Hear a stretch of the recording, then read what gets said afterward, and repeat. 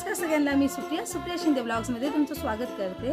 तर आज मी व्हिडिओची सुरुवात बाहेरून माझ्या छोट्याशा बागेपासून केलेली आहे, कारण मी आज तुमच्यावर शेअर करणार आहे की आपण जे कुंड्यामध्ये झाडं लावतो ते काही काळानंतर मरून जातात।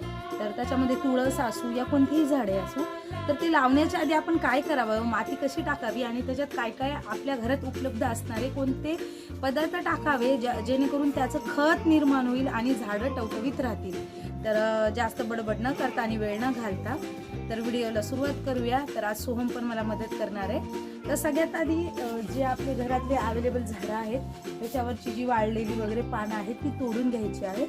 तर आपण इथं कोणतेही आपण रासायनिक खत तयार करणार नाही, नैसर्गिक खताचा वापर करून झाडांमध्ये खत टाकण्याचा हा एक छोटासा माझा प्रयत्न आहे, पण याचे रिझल्ट खूप छान आहेत। तर त्याच्यासाठी काय करायचं आहे, सुकलेली जी पानं असतात झाडांमध्ये पडलेली किंवा झाडांवर वाळून गेलेली जी पानं असतात ती पानं जमा करायची आहेत सगळी।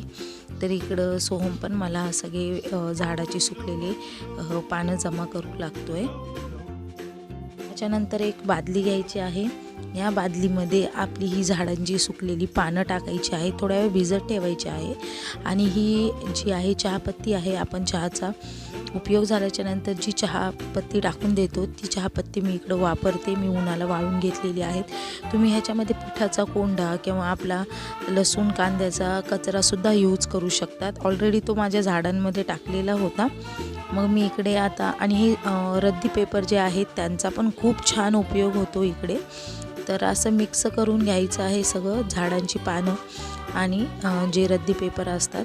घरातला ऑलमोस्ट सगळा कचरा आपण आपलं कृत्रिम खत किंवा नैसर्गिक खत म्हणून वापरू शकतो।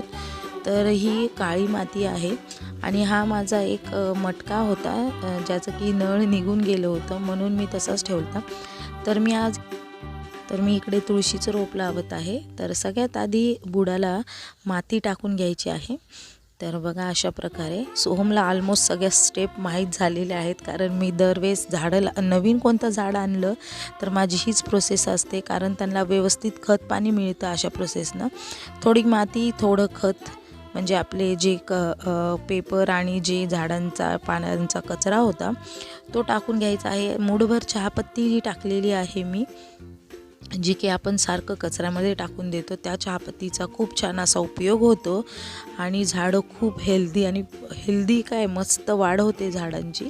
तर असं टाकून घ्यायचं आहे। परत अजून एक थर आपल्याला ह्याच्यामध्ये टाकून घ्यायचं आहे। असे 4 ते 5 थर लावायचे आहेत, म्हणजे प्रत्येक भागांमध्ये खत पोहोचेल तिथे। थोड्या दिवसांनी आपल्यापण ते मातीमध्ये मिक्स होऊन पूर्ण मातीमध्ये रुजून जातं। आणि हे बघा मी तुळशीचं रोप आणलेलं 20 रुपयाला, तर ह्याचं प्लास्टिक काढून घेतलेलं आहे आणि थोडीशी माती उरलेली आहे, ती माती पूर्ण त्याच्या मुळांना लावून घेतलेली आहे आणि अशा प्रकारे ठेवलेलं आहे। तर आता परत ह्याच्यामध्ये उरलेली माती मी घालून घेतलेली आहे। प्लास्टिकचा उपयोग करायचा नाही आहे, प्लास्टिक झाडांसाठी हानिकारक असतं। तर प्लास्टिक बाजूला काढून घेतलेलं आहे हे बघा। आणि आता परत आपल्याला परत थोडी सेम प्रोसेस तशीच करायची आहे। हे जे आपण खत तयार केलेलं आहे ते खत टाकून घ्यायचं आहे, परत मातीचे लेयर त्याच्यात टाकायचे आहेत, म्हणजे जसे जसे झाडांचे मुळं खोलवर जाताल तसे तसे त्यांना खताचे पोषण मिळणार आणि झाडं मस्त वाढतील।